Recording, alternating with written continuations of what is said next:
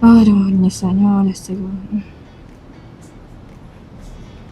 Nah, apa pula? Aku nak nyesal seru. Apa? Misal apa? Tengok ah.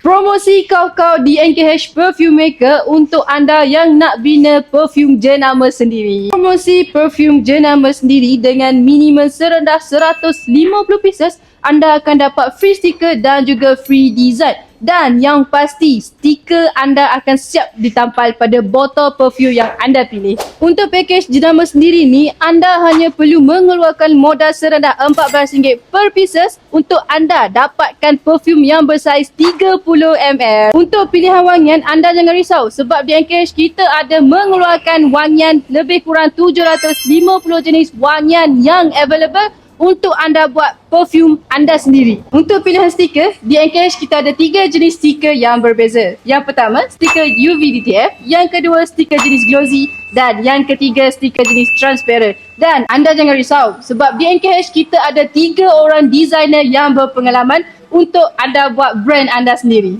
Sudah tiba di penghujung video. Untuk customer yang dihormati sekalian, yang mana nak tahu lebih detail berkaitan dengan jenama sendiri di NKH Perfume Maker, anda bolehlah datang di NKH Perfume Maker bersebelahan dengan flyover Kubang Keran, ataupun yang mana jauh daripada Kelantan, anda jangan risau, anda boleh je klik link di bio saya ataupun mana-mana tim saya untuk bertanya lebih detail tentang jenama sendiri yang ada di NKH Perfume Maker. So kalau video yang nak lalu FYP anda semua, jangan lupa klik like dan juga repost supaya lebih ramai lagi tahu tentang produk yang ada di NKH Perfume Maker. Ingat, Teh Layana, wangian eksklusif untuk jiwa yang berkelas. Ingat, Teh Layana, ingat NKH Perfume Maker.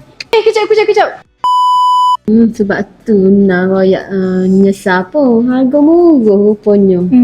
Tahu nak.